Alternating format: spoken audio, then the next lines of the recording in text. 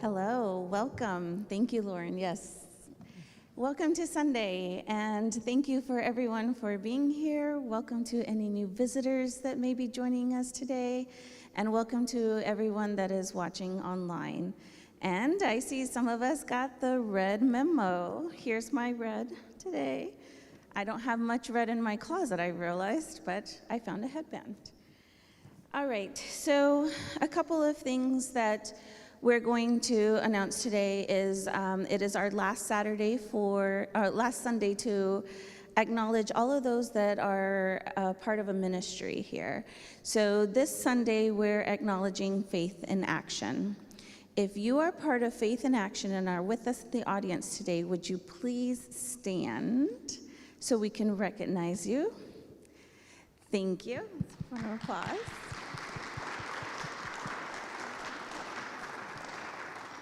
Faith in Action keeps us with some sort of activity year-round. So a couple of things that Faith in Action does is the Lenten food drive, Mother's Day purse drive, Maryland Back to School, Labor Day at the Justice Center, Thanksgiving food drive, sock drive, and Maryland School Christmas drive. So Faith in Action is broken up into different parts, and different people head up those parts. And I think it's great because we have something to look forward to, something to give, and it helps all people of all different ages and needs. So thank you, Faith in Action, and I do have your cards and little mementos, so please see me after service for that. And then our last announcement is the last of Ruminate. And Pastor Tony will be heading that today. We don't have coffee hour, so Ruminate is our option. And that's going to be room 11 after service. Yep. And I'm a little frustrated with you. Why? I needed a red headband. I could have brought my extra one. You could have brought your extra? Yeah. Also, next Sunday is your last Sunday. Last Sunday, yeah. Thank you for joining me today. Yeah. That's nice. And we'll have your reception. Yep. After service. I know you hate the attention, but yeah, we know we want to show appreciation to you. So we hope that you'll be joining us, and that's going to be given by the board and community CLM. Fantastic. Okay. Today, as Ida mentioned, is our last Sunday of Ruminate, and if you've never been to Ruminate, I would encourage you to think about coming to this one, because I chose this subject on purpose. I wanted a subject that would capture the essence of the challenge that not only Church of the Beatitudes will face in the years to come, but the challenge that Christianity in general is going to face in the years to come. The Pew Research Institute recently came out and they looked at their crystal ball, which has been influenced by data that they have gathered, and they have stipulated the possibility that by 2070, that's 50 years, Christianity will be a minority. Think about that. The amount of young people below the age of 30 who are not identifying as nons, they're identifying as non-vince. Now, the difference is a non has the possibility of turning to religion. They're saying the non-vince, those below the age of 30, more than likely will never turn back toward Christianity. When you think about that, that's startling. So the question is, what do churches do? What's the solution? Why is it happening? And then what do churches do? And that's what we'll be discussing in Ruminate. If you've never been in Ruminate, it's a discussion group, and the easiest way to find it is as you walk out these doors, look across the grass, and you'll see a white door with a picture of a cow on it. Go through the door, and the first door to your left is where Ruminate will take place. So I would encourage you to join us and be a part of that. Today is one of the higher Sundays in the church calendar. It is Pentecost Sunday, therefore why we are wearing red and red headbands. And one of the things that ties into Pentecost is a celebration of Christianity. So to me, that was another reason why I chose Ruminate, is we're celebrating the birth of Christianity, but yet people are talking about the demise of Christianity. So we're going to be looking at that. Also, this is Memorial Weekend, and so those two elements you'll find scattered throughout the worship service. As we begin, I would like us to focus on Pentecost. So please join with me in our gathering words, and you will find them on the screen. Ida will lead you on your part. Blessed is the fire that burns deep in the soul. It is the flame of the human spirit touched into being by the mystery of life. It is the fire of reason, The fire of compassion, the fire of community, the fire of justice. the fire of faith. It is the fire of love burning deep in the human heart. The divine glow in every life. Lauren, what are we going to be singing for our Yes, first indeed. song? We are going to be singing Faithful God, You Sent Your Spirit, which is a beautiful Celtic melody. And you know me by now, I jazz everything up, so you know. And you may know it as the hymn, Come, O Fount of Every Blessing. But this is with new and inspiring words. So please join us in song. Please rise if you are willing and able. Here is the last part of it.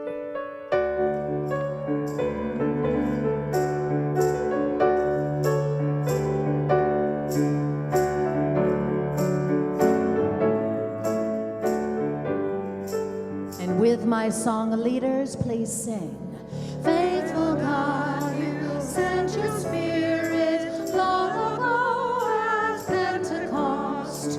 You gave life and said to share it all as one beneath the cross. May we see your wondrous blessing when the people everywhere work together, all confessing faith that binds us, faith to share. God of hope, you daily nurture those who seek to follow you. You're not bound by any culture, you love rich and poor ones too.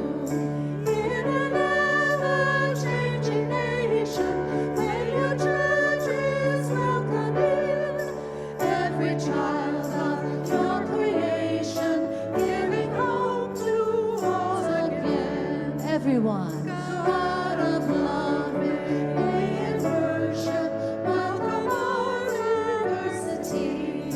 May we reach in trust and friendship to the poor and refugee.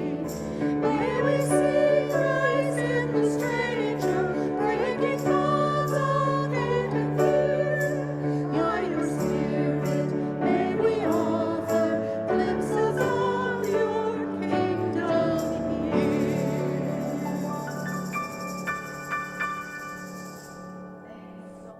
Thank you.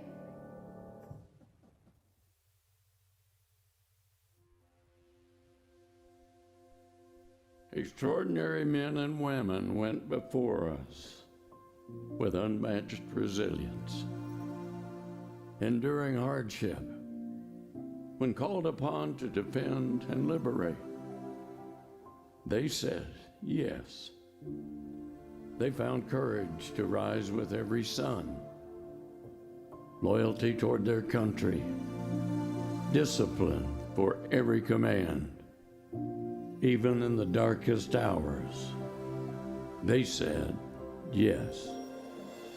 They cherished and fought for freedom, so those coming behind them were assured of it. And when the moment came for them to give it all, their futures never to be written, they said yes.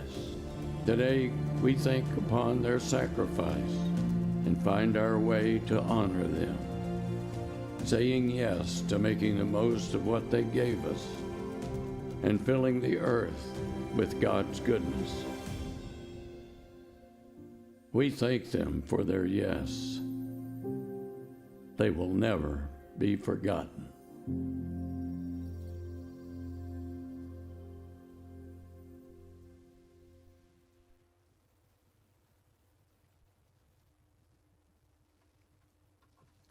We have a memorial song today, specifically for Memorial Day. And it is called, "For This Land and All Its Wonder."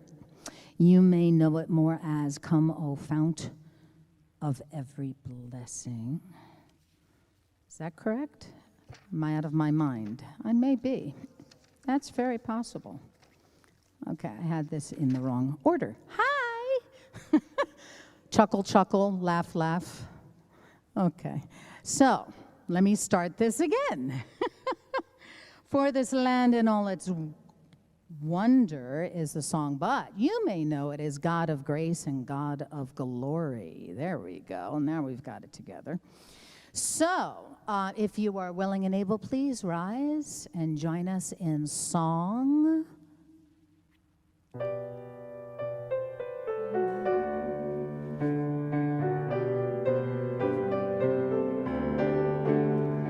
Here we go. For this land and all its wonder, for each city, town, and town, for each mountain filled with splendor, for each bliss where love is found, for thy freedoms we enjoy here, God, may thanks to you abound. God, may thanks to you abound. For your peace and love unending, breaking barriers and divide, for the joy of every blending, as we live here side by side.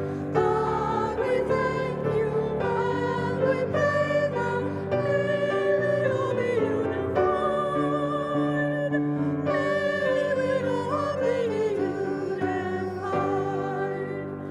For your hand to lead and guide us, for your work in history, for your vision born inside us of a just society.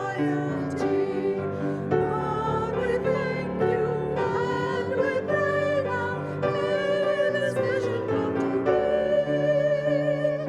May this vision come to be. May we be a nation speaking ways that are both wise and fair. May our living and our speaking are our purpose everywhere. May we follow where you lead us. God, this is our open prayer. God, this is our open prayer.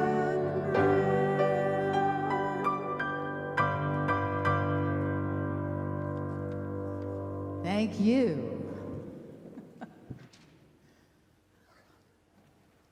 Good morning, church.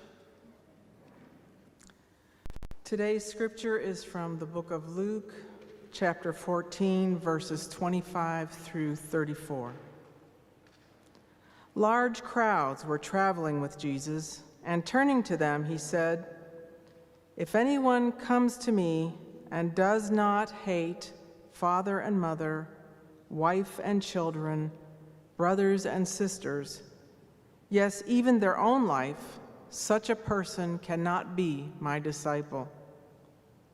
And whoever does not carry their cross and follow me cannot be my disciple. Suppose one of you wants to build a tower. Won't you first sit down and estimate the cost to see if you have enough money to complete it? For if you lay the foundation and are not able to finish it, everyone who sees it will ridicule you, saying, 'This person began to build and wasn't able to finish.' Or suppose a king is about to go to war against another king. Won't he first sit down and consider whether he is able with 10,000 men to oppose the one coming against him with 20,000? If he is not able, he will send a delegation while the other is still a long way off and will ask for terms of peace. In the same way, those of you who do not give up everything you have cannot be my disciples. Salt is good, but if it loses its saltiness, how can it be made salty again? May God bless us as we seek not to be just hearers, but doers of his word.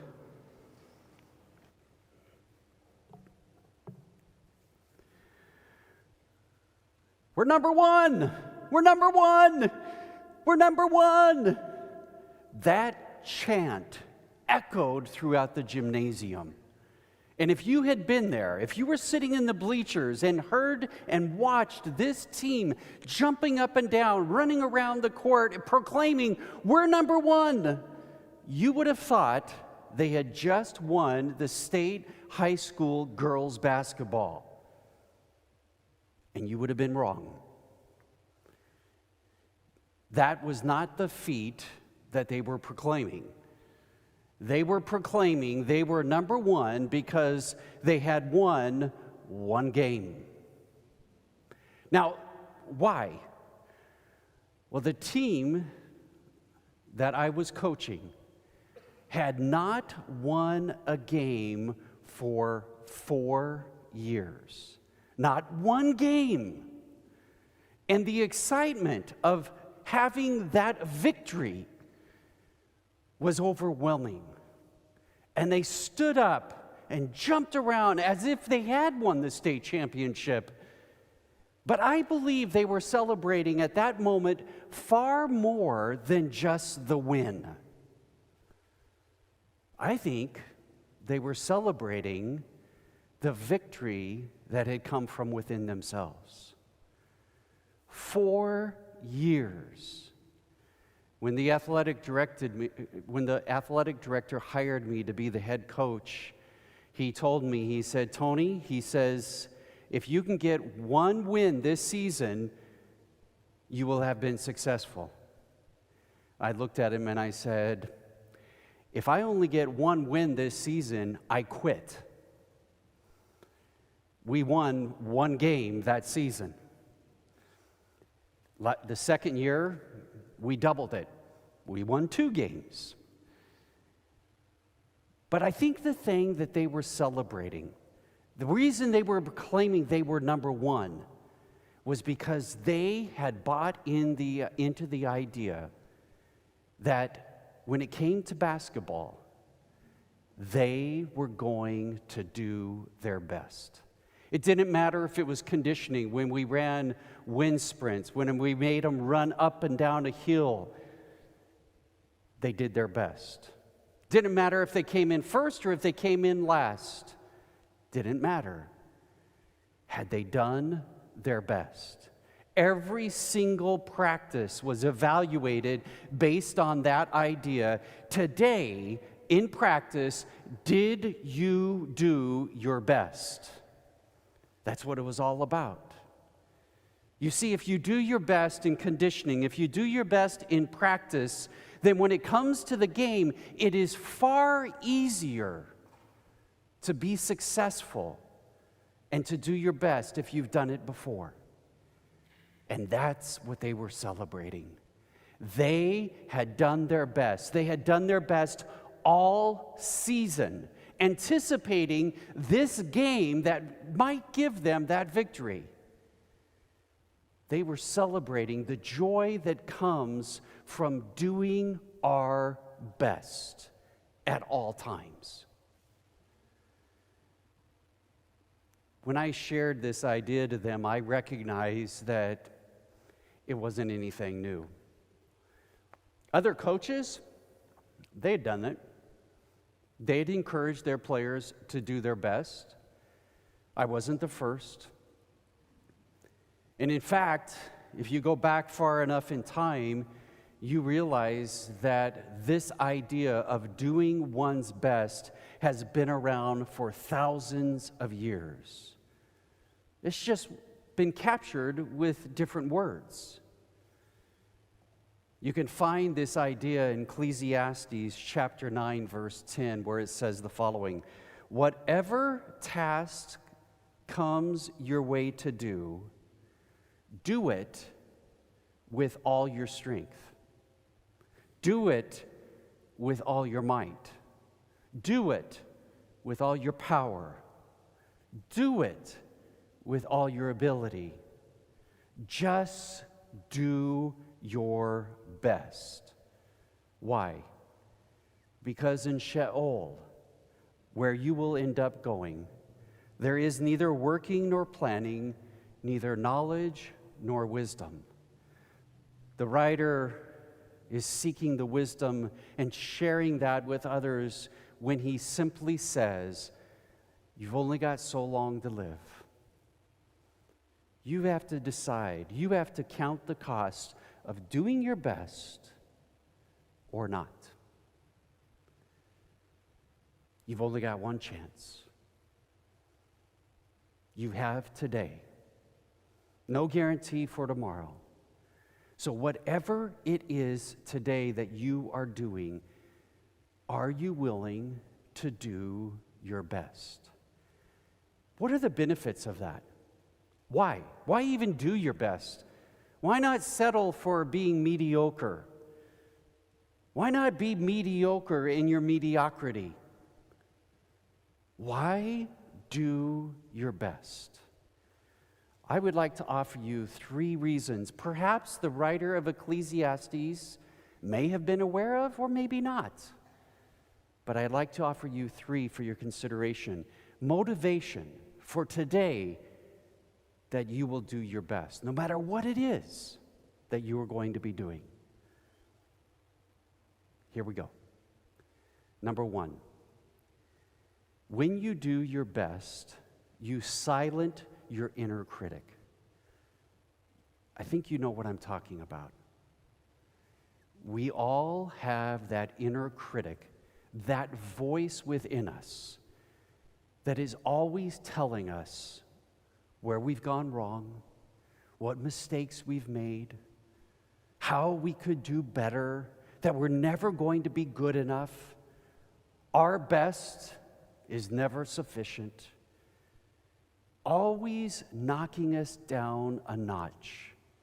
The reality is that, yes, we have our critics outside, but the critic that has the most power in our lives is the critic that's inside of you.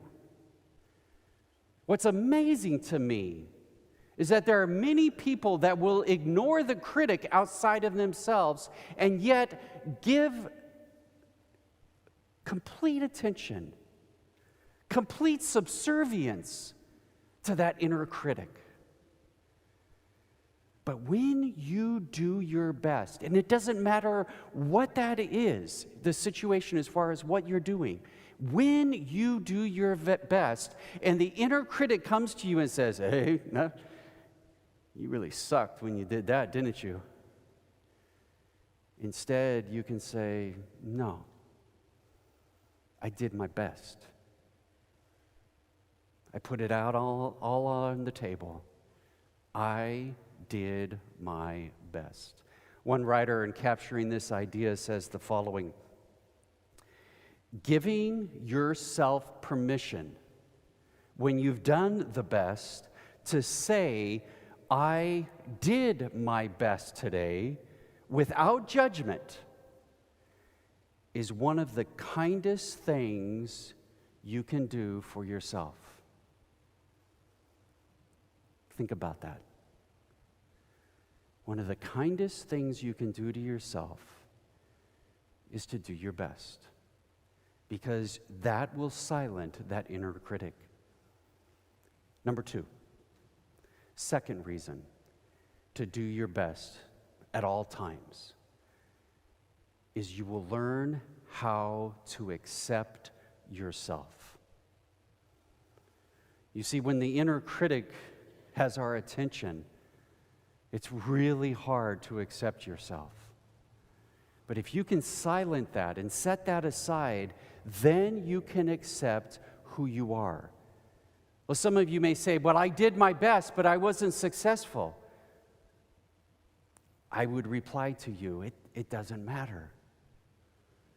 You see, when you do your best, when you put out your best effort, that's all that matters. Because doing your best is relative. Your best today may not be the same as your best tomorrow.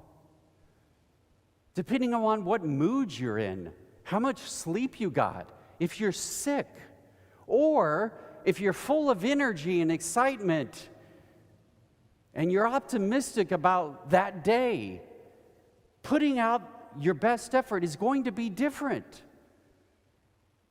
But the reality is, it's still your best. If the focus, instead of being on the end result, if the focus becomes on doing your best and trying to do your best, then it doesn't matter what the results are. It's amazing to me how many of us have bought into the idea that if you do your best, you will get certain rewards. And because we bought into that, what ends up happening is that becomes our motivation. Our motivation for doing our best is so that we will get more money, so that we will get more acclaim. That becomes the reason, that becomes the motive to do your best, is because what I get out of it in the end. But when you honestly to yourself say, "I have done my best today," when you can say that, it doesn't matter what the results are. It doesn't matter if the results are considered a failure or if the results are considered a success. When you do your best, you learn to accept yourself with a sense of accomplishment. Not because you accomplished a certain thing, but because you accomplished what you set out to do, which was to do your best. And then finally, number 3.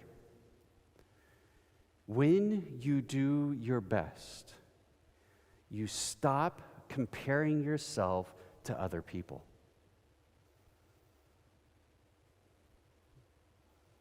Do you? Do you compare yourself to other people?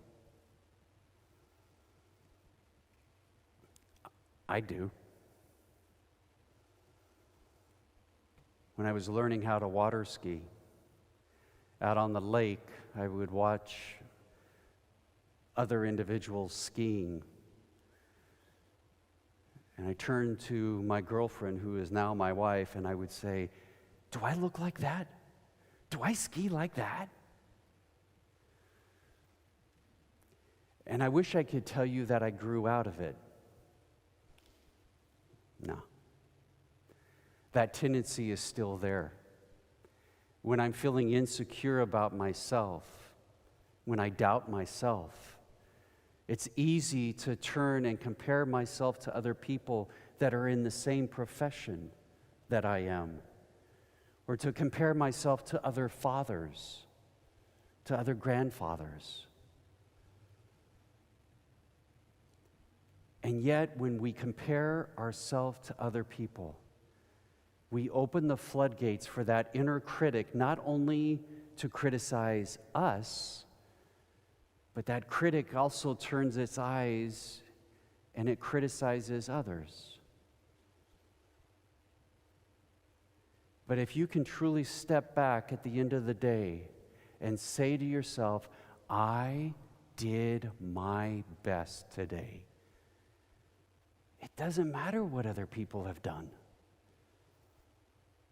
The focus is no longer on comparing yourself with another person.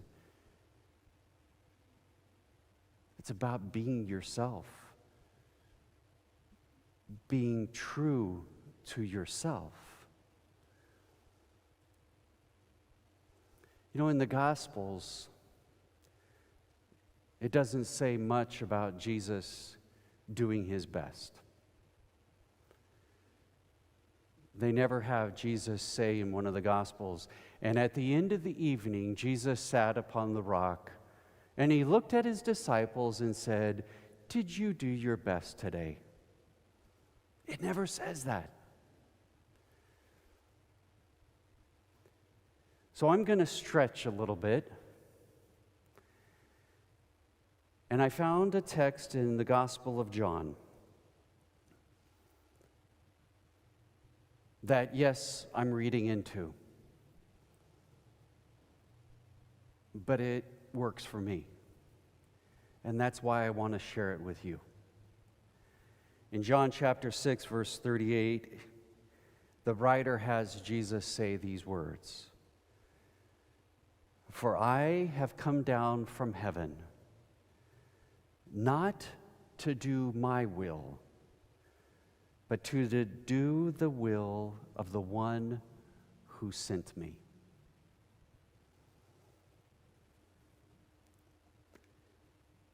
Think about that. Jesus seemed to be operating on a compass, a sense of true north. He had a purpose, and he knew what it was. And in using my imagination, I imagine Jesus being the type of person that was so committed to that purpose that every day, didn't matter if he was healing people, if he was casting out demons, if he was speaking to an individual one-on-one, or if he was speaking to a large group. At the end of the day, none of that mattered. Because in every single situation, Jesus did his best. In many ways, if that is true of Jesus, I think Forrest Gump was a lot like Jesus. Throughout, when you watch this 3-hour movie, one of the things you continually see is that Forrest Gump is given a new opportunity, a new adventure. And he takes advantage of that opportunity. And you'll see throughout the movie that when he faces that opportunity, doesn't matter if he's out trying to catch shrimp, playing table tennis, running across America, he is committed to doing his best. And I think one of the things that is so powerful about that movie is that when Forrest Gump does his best, it motivates those around him to do the same.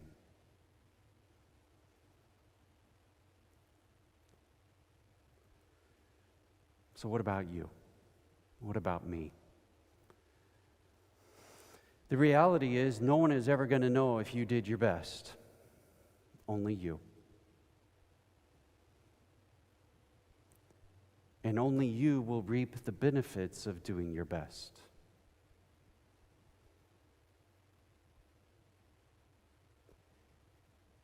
When I think about the future of this church,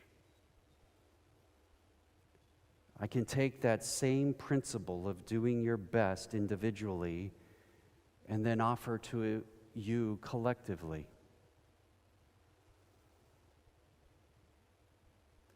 No matter what you face as a congregation going forward, are you committed individually and collectively to doing your best? And the future, No one knows. None of us know the future, individually and even for this church. We can't control that. But you can control. Collectively, as a spiritual community, you have control of being your best, of doing your best. That's all that matters. My prayer for you individually and as a congregation is that you will embrace that and you will enjoy the life that God has given you. Amen. Thank you, Tony. Tony was making references to the book, The Four Agreements, and it's a fabulous book, so fabulous that when I was given it, the book about 25 years ago or so, I then gave copies to friends of mine, including my son, and then he would point out little passages to me when I was muffing up, which was a little annoying, but I believe he is living these truths too. So, in honor of the last 4 weeks, Tony, of you making references to this wonderful philosophy, if you will, I found a song that I used to sing a long time ago called You Gotta Be by Desiree. Listen as your day unfolds, challenge what the future holds. Try and keep your head up to the sky. Lovers, they may cause you tears. Go ahead, release your fears. Stand up and be counted. Don't be ashamed to cry. You gotta be bad. You gotta be bold. You gotta be wiser. You gotta be hard. You gotta be tough. You gotta be stronger. You gotta be cool. You gotta be calm. You gotta stay together. All I know is love will save the day. Herald what your mother said. Read in the books your father read. Try to solve the puzzles in your own sweet time. Some may have more cash than you. Others take a different view. My, oh my. Hey, hey, hey. You gotta be bad. You gotta be bold. You gotta be wiser. You gotta be hard, you gotta be tough, you gotta be stronger. You gotta be cool, you gotta be calm, you gotta stay together. All I know is love will save the day. Don't ask no questions, then it goes on without you, leaving you behind. If you can't stand the pace, the world keeps on spinning, you can't stop it if you try to. This time it's danger staring you in the face. Listen as your day unfolds. Challenge what the future holds. Try and keep your head up to the sky. Lovers, they may cause you tears. Go ahead, release your fears. Stand up and be counted. Don't be ashamed to cry. You gotta be bad. You gotta be bold. You gotta be wiser. You gotta be hard. You gotta be tough. You gotta be stronger. You gotta be cool. You gotta be calm. You gotta stay together. All I know is love will save the day. Don't ask the questions, then it goes on without you, leaving you behind. If you can't stand the pace, the world keeps on spinning, you can't stop it if you try to. This time it's danger staring you in the face. Herald what your mother said. Read in the books your father read. Try to solve the puzzles in your own sweet time. Some may have more cash than you. Others take a different view. My, oh my. Hey, hey, hey. You gotta be bad, you gotta be bold, you gotta be wiser. You gotta be hard, you gotta be tough, you gotta be stronger. You gotta be cool, you gotta be calm, you gotta stay together. All I know is love will save the day. All I know is love will save the day. All I know is love will save the day.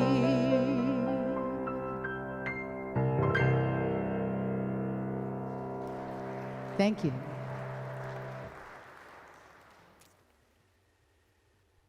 I think there's a powerful way that we honor God. And I think that song, Lauren, just captured it. When we are true to ourselves, we are true to our God. And throughout time, individuals have chosen to try to experience that God in different ways. A rite or a ritual that continually becomes a part of us is prayer. The ancients did it. We continue to do it. But here at Church of the Beatitudes, we've been trying to expand our idea of what prayer is. And today I'd like you to try something maybe just a little different. I would like you to try to think of prayer as a posture, a way of being right now. And in your posture, that you become aware of yourself. And perhaps one of the ways that God is experienced the most is through ourselves. So, to the degree that you are comfortable, find a comfortable way of sitting. Some of you may want to choose an object here in the worship center and focus upon that. Others of you may want to close your eyes. Whatever you choose, I invite you to enter into that posture.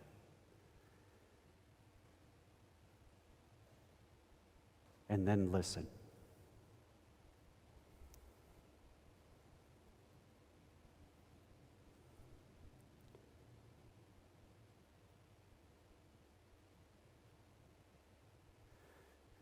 Feel that? Each breath, every inhale, every exhale. We are living, breathing, connected. We are the whole, complete, beautiful selves that we were born to be.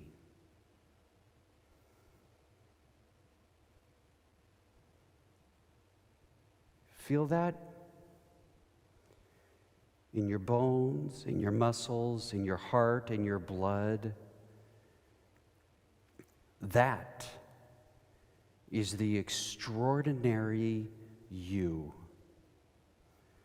The you who was born for this time, for this place, for this moment.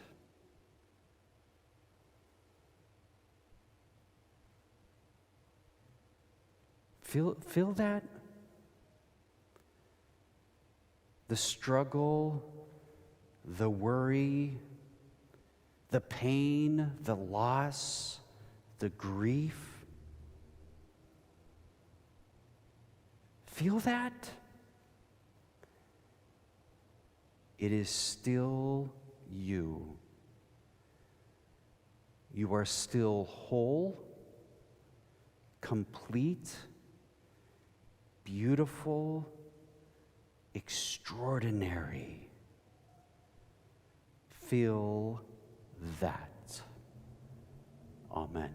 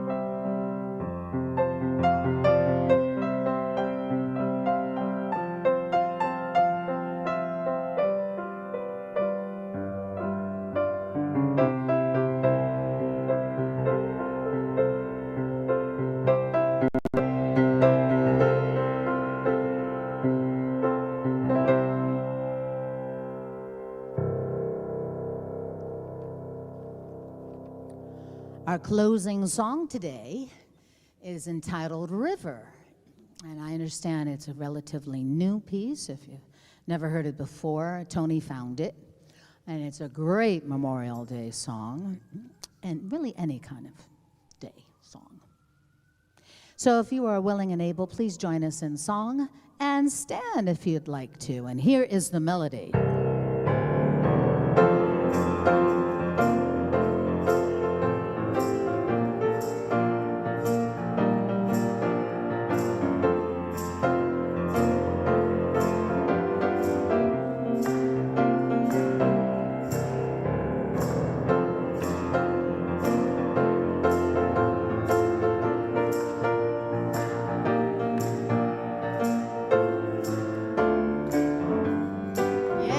If you'd like.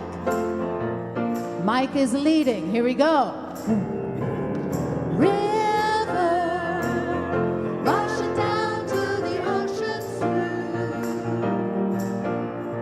River, from the mountain high.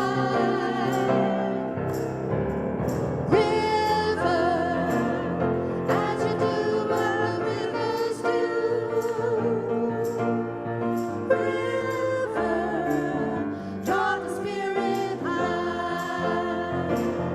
Here we go now. Spirit, coming down to the riverside.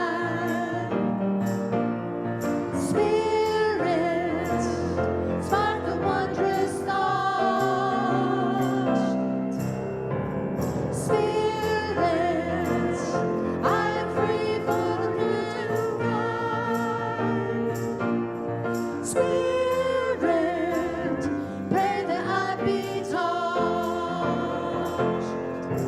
water, water, everyone, let me drink of your healing. Let me hear you. There you go, water.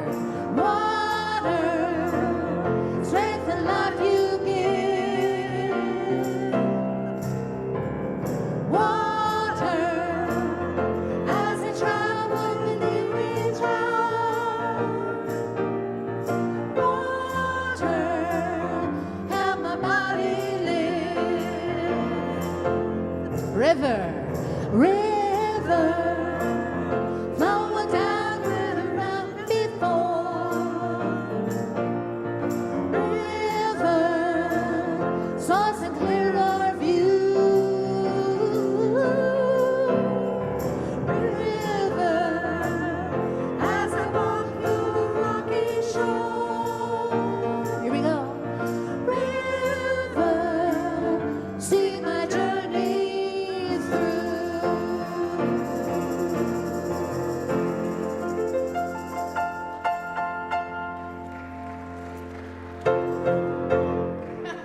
Let's give it up for our song leaders, Liva, Nancy, and Marilyn, and our percussion leader. You got everybody going today.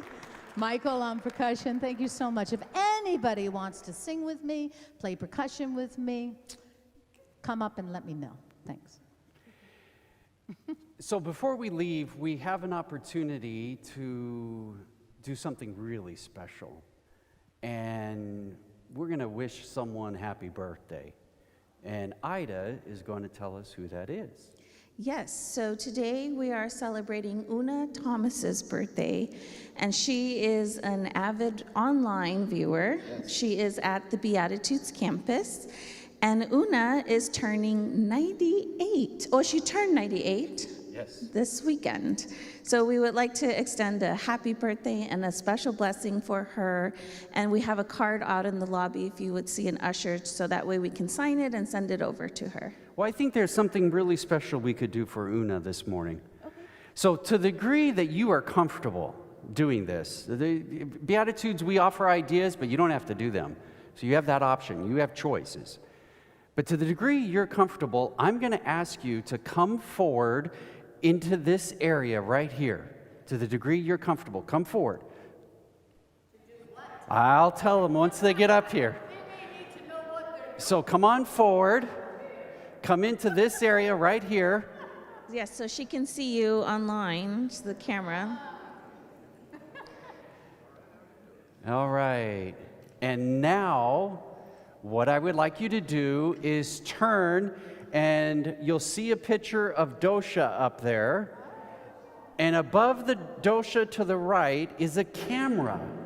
So on the count of 3, please join with me in saying happy birthday to Una.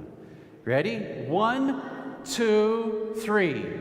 Happy birthday!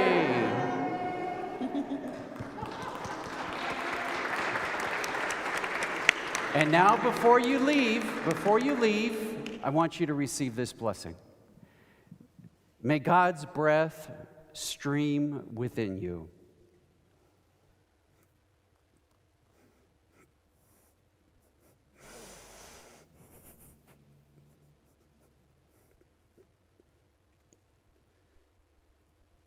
May God's breath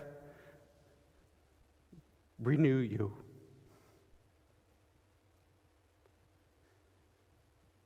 May God's breath invigorate you as you walk with confidence into this week. Amen.